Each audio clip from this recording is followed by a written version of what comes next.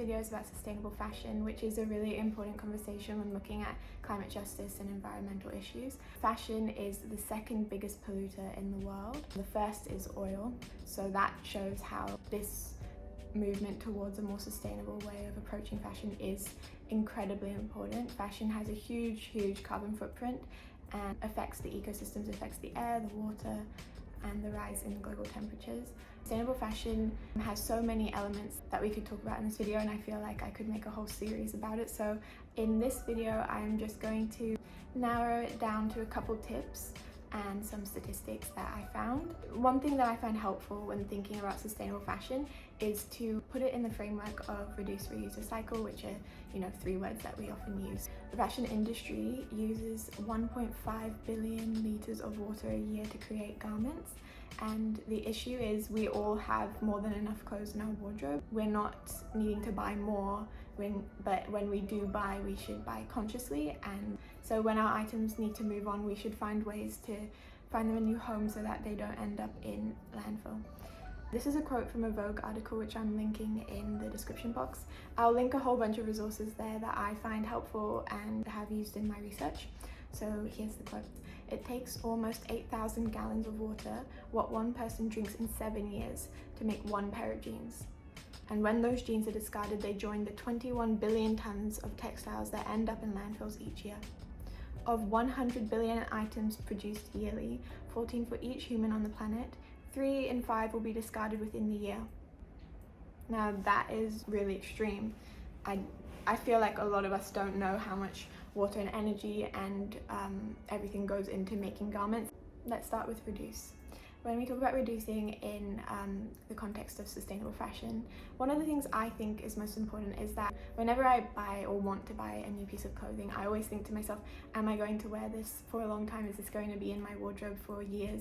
I remember Emma Watson saying once that she has a 30-wear rule, so when she's buying a new garment, she thinks, will I wear this at least 30 times? So I always think that, but I hope I would wear it even more than 30 times. That's why buying fabric that is good quality, clothing pieces that are classic, that you really love, is important. And I know the Marie Kondo method of spark joy is also actually helpful, not just for when you're sorting through your wardrobe and thinking what you might want to give away, but also in buying, because if an item sparks joy, it's more likely that you will want to keep it for a long time. I think one of the biggest issues is the wastage of clothes and the amount of clothes that gets put in landfill, because people cycle through clothing so much, and we should really have a more cyclical nature in fashion, where once you want to move a garment out of your home, there's other ways to do that.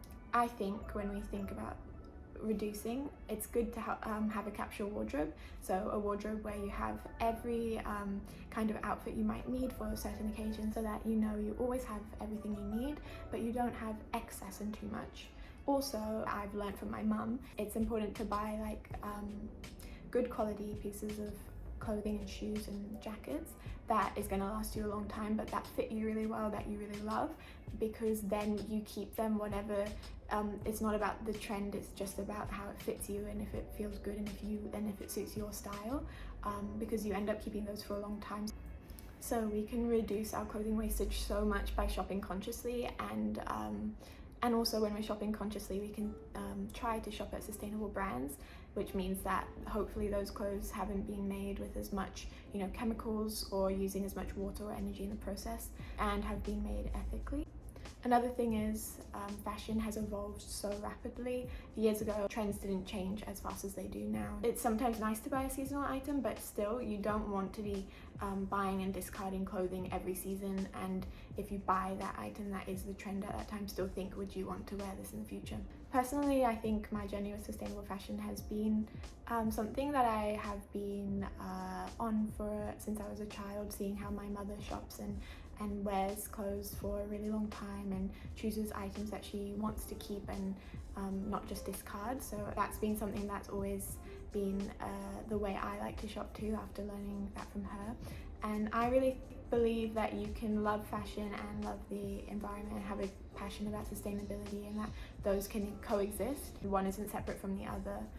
we are all going to wear clothes. A lot of us love fashion, and one of the most exciting things about fashion is styling. It's not so much about buying and getting new clothes all the time. So when you think about that in terms of sustainable fashion, you can have so much fun seeing how you can wear the same pair of jeans in so many different ways, the same shirt, the same shoes, and style your outfits differently.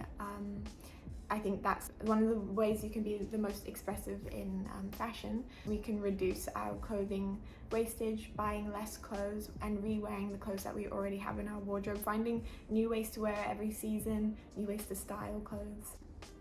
There's an Instagram account that I've been following for years called EcoAge, and they look at how they look at sustainable fashion.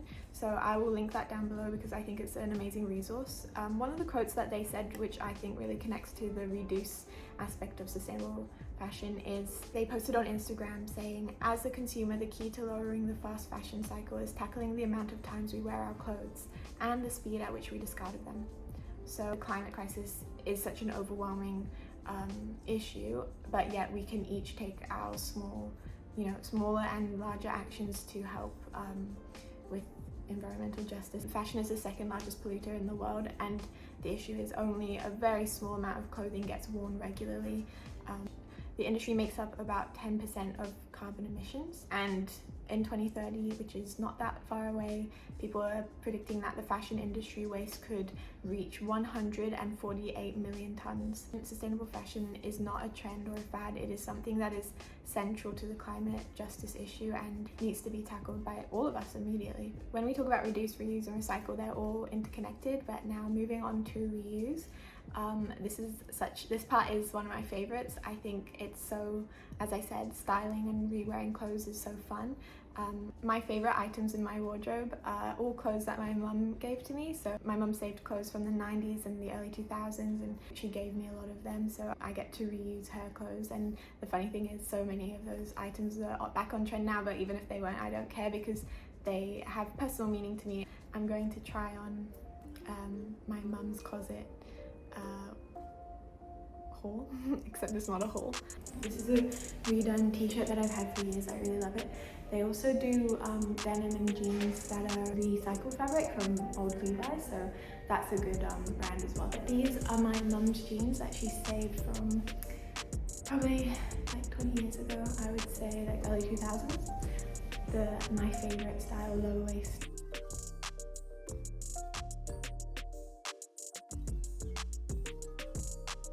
These ones I love.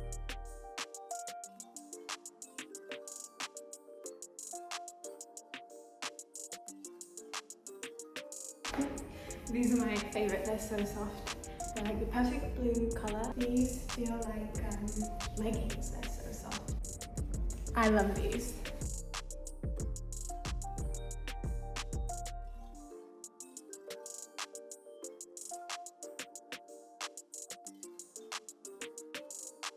I'm thinking I will film a whole nother video of me trying on like my mum's other clothes that you might want to see, but for this video I thought just the jeans would be good, especially because I just learned while I was making this video, I learned the fact about the denim taking 7 years worth of drinking water to make one pair of jeans. So yeah, I was like, wow, well, we've kept these for way longer than 7 years, probably like 21. It's nice to have like a wardrobe where the clothes are getting a lot of use. There are ways to reuse clothing in other ways. We can hire and rent clothing from places like Vivrel and Hire Our Drove. I'll link them all in the bio, but there's many places to hire clothing. Even places like Selfridges have a Planet Earth section where they sell sustainable brands and they sell pre-loved items. Other than that, there's places online like Depop where you can sell your own clothes, you can buy clothes. I use Depop a lot. Recycling is a huge area in sustainable fashion because there are so many ways to recycle clothing and to just have a more cyclical nature in the fashion industry as a whole. There are fashion brands that recycle materials and fabrics from other clothing to make swimwear, activewear, shoes. 300 million pairs of shoes get discarded every year and end up in landfills, so that is a huge amount of shoes. And companies like Veja are using recycled materials to create their shoes. There is so much innovation in sustainable fashion and brands creating new fabrics and and ways to waste less. And I would say Pangaia is a very interesting company to look at. They started as a lab creating innovative new fabrics and techniques that they now teach and share with other companies. Pangaia now has their own range of clothing, which I'm wearing right now. They create a lot of loungewear and they even created a puffer jacket made from wildflowers. This is the Pangaia set that I have that I really love. I've got the matching trousers and some print here and here, talking about how the fabric was treated with like peppermint oil, which means that it stays fresher for longer and you don't have to wash it so much, so less water wastage. And this is my sister's Pangaia set, which I just borrowed for a second. It's really comfy. Their mission is to protect and preserve the biodiversity of the earth. Biodiversity is a huge topic in environmental justice as well, because it's really important to have a diverse ecosystem so that our planet thrives. So that's really impressive, the work that they're doing. It actually takes thousands of liters to grow cotton. So when we have our cotton, like new cotton t-shirts, they've used so much water to create that. So Pangaia, instead of using cotton, they use like other plants that require less water and less energy, like bamboo, even fruits like the leaves of pineapples and bananas. When you shop with Pangaia, they plant or restore a tree for every item you purchase, and you also get to choose at the checkout an organization to support. I like how they're showing that sustainable fashion and climate justice is intersectional, and you can't really have one form of justice without the other. There's a brand called Organic Basics that I've kind of shopped at before, where you can get like underwear, and this is like another one, just like organic cotton. But I find Booty, this is Booty, which is the bamboo. I find that more comfortable and soft. And this is my most treasured clothing item. It's a sweater that is as old as me, actually a bit older. My mum bought this when she was pregnant with me, very special, and I've had it for a very long time. Well, my mum and I have had it for a very long time. Keeping clothes is a great thing to do, so special, so treasured. I really enjoyed making this video and doing all the research, and I will leave in the description box a list of the resources and some of my research that I did, some articles. I've also included an article I wrote on my blog about sustainable fashion. I hope this video is helpful, and I would love to hear in the comments if you have any sustainable fashion tips or brands that you like to shop at. I'll be doing another video trying on more of my mum's clothes, and I think I'll be doing a sustainable fashion series. Thank you for watching.